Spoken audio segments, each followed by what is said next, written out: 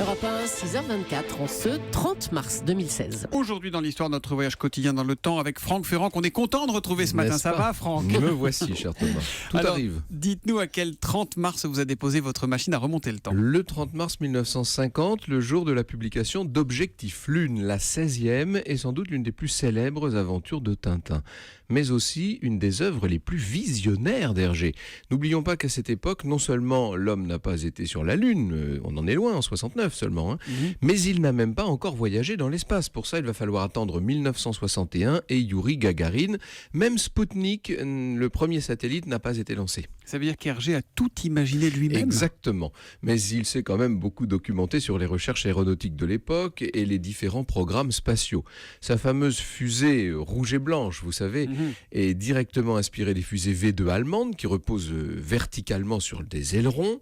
Hergé s'est aussi inspiré du modèle Véronique, une fusée sonde française qui arborait les mêmes couleurs. C'était l'ancêtre d'Ariane, si vous voulez. Enfin, cet album de Tintin est inspiré d'autres œuvres de fiction comme la célèbre épopée de Jules Verne, de la Terre à la Lune.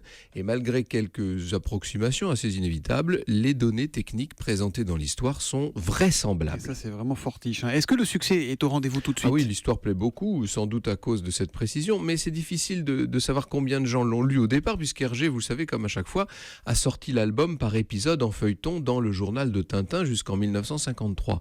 Je vous rappelle l'histoire, Tintin, Haddock et Milou, bien entendu, rejoignent le professeur Tournesol en Sildavie sur une base secrète. Tournesol est en train d'œuvrer à un projet d'exploration lunaire.